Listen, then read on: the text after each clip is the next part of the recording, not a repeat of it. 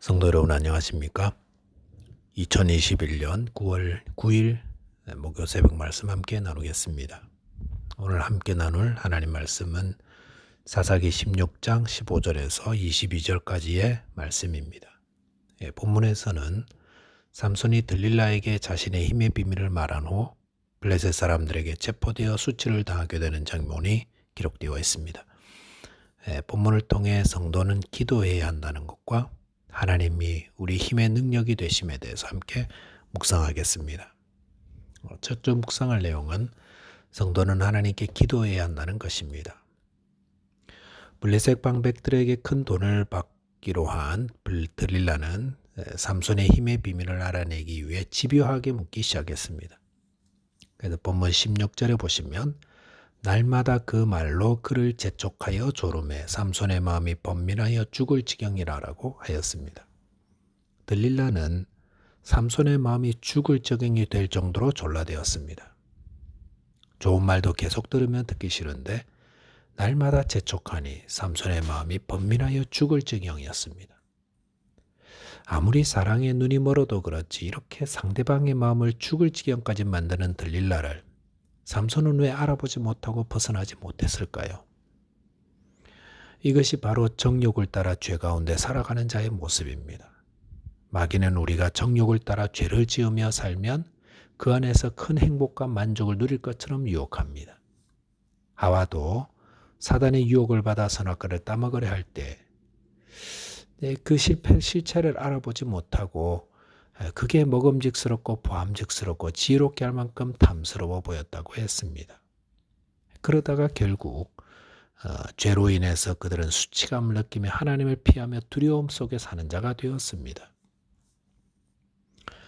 욕심을 따라 범죄한 자는 이렇게 부끄러움과 두려움으로 떠는 자가 됩니다. 근데 그럴 때 어떻게 해야 합니까? 삼손처럼 죄 가운데 가며 그 마음이 번민하여 죽을 지경이 되었을 때 하나님께 나와 기도해야 합니다. 그러면 하나님이 죄를 이기도록 고통에서 벗어나게 해주십니다.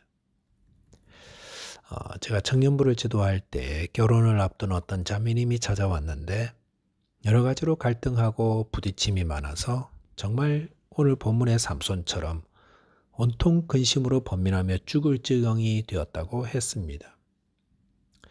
이 자매님은 참 기도하는 신실한 분이셨는데 그래서 저도 하나님의 도움을 구하자고 하며 기도하였습니다. 근데 어느 날 이 자매님이 왔는데 밝은 얼굴로 그 청년과 헤어지기로 결정했다고 알려주었습니다. 그러면서 자신이 왜 그토록 고통을 받았는지 알게 되었다고 했습니다. 그것은 이 자매님이 잠시 세상적인 조건에 눈이 멀어 그 청년이 가진 조건만을 탐했기 때문이라 하였습니다.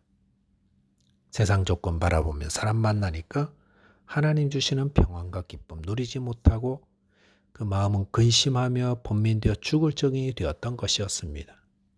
하지만 이런 상태에서 하나님께 기도하며 도움을 구하자 자신이 잘못된 만남을 이어가고 있음을 깨닫게 해주셨고 그래서 잘못된 관계를 청산할 수 있었다 하였습니다. 본문을 묵상하면서도 삼손이 만약 자신의 그 고통스러운 처지를 하나님께 기도하였더라면 들릴라의 관계를 청산할 수 있었지 않았을까 하는 생각을 했습니다. 만남이라는 것이 얼마나 중요합니까? 그런데 만남 속에서 늘 고통과 번민으로 죽을 것 같다면 그럴 때 하나님께 나와 마음을 토로하며 기도하는 것이 맞습니다. 이렇게 진심으로 하나님의 도움을 구하며 기도하면 주님께서 문제를 그 실체를 보게 해주십니다. 삼손의 문제의 핵심은 무엇입니까? 하나님보다 정욕을 더 사랑하고 있었던 것이었습니다. 우리가 하나님의 도움을 구하며 기도하면 하나님은 우리를 가장 선한 길로 인도해 주십니다. 지금 어떤 문제로 마음이 고통받고 계시다면 하나님께 기도하시기 바랍니다. 하나님 저를 도와주십시오. 제가 이런 일로 마음이 심히 번민하여 죽게 되었습니다. 하나님 도움을 구하면 하나님은 응답하시고 가장 선한 길로 인도해 주실 것입니다. 두 번째로 묵상할 내용은 성도의 능력은 하나님으로 말미암는다는 것입니다. 들릴라의 간청에 삼손은 자신의 힘의 비밀을 토해내고 말았습니다. 그리고 들릴라는 그런 삼손을 잠자게 한 후 사람을 불러 머리를 밀고 블레셋 사람을 불러왔습니다. 본문 20절에 보시면 들릴라가 이르되 삼손이여 블레셋 사람이 당신에게 들이닥쳤느니라 하니 삼손이 잠을 깨며 이르기를 내가 청과 같이 나가서 몸을 떨치리라 하였으나 여호와께서 이미 자기를 떠나신 줄을 깨닫지 못하였더라라고 하였습니다. 잠에서 깬 삼손이 예전과 같이 블레셋 사람들을 물리치려 하였습니다. 그런데 20절 하반절에 보시면 여호와께서 이미 자기를 떠나신 줄을 깨닫지 못하였더라고 하였습니다. 삼손이 무엇을 깨닫지 못했습니까? 자기 머리가 밀린 줄을 깨닫지 못한 것이 아니라 여호와께서 이미 자기를 떠나신 줄을 깨닫지 못하였다고 하였습니다. 이것은 삼손의 힘의 근원이 무엇라는 겁니까? 삼손은 그의 머리털이 힘의 근원이라고 이야기했지만 하나님이 삼손의 힘의 근원이었습니다. 그러니까 이것을 알고 삼손이 하나님의 뜻대로 순종하며 삶을 살았더라면 얼마나 좋았을까요? 삼손이 잠에서 깨어나면서 했던 다른 말이 있는데 참 마음이 아픕니다. 내가 전과 같이 나가서 몸을 떨치리라. 삼손은 이미 여호와께서 자신을 떠난 줄을 알지 못한 채 여전히 이전과 같은 능력을 갖추고 있다고 생각하며 일어났습니다.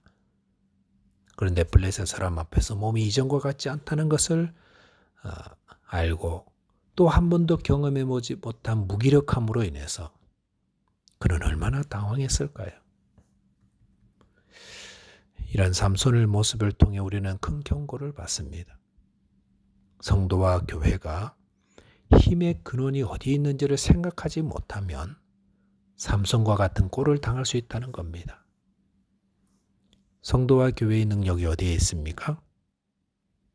교회의 수에 있는 것도 아니고 좋은 건물에 있는 것도 아니고요. 헌금이나 어떤 프로그램이나 행사 같은 데 있는 것도 아닙니다. 교회와 성도의 능력은 하나님께 있는 겁니다. 우리가 이것을 잊어버려서는 안 됩니다. 하나님의 뜻대로 행하고 또 이것이 하나님이 기뻐하는 방법인가를 기도하며 하나님 원하시는 삶을 살아야 합니다.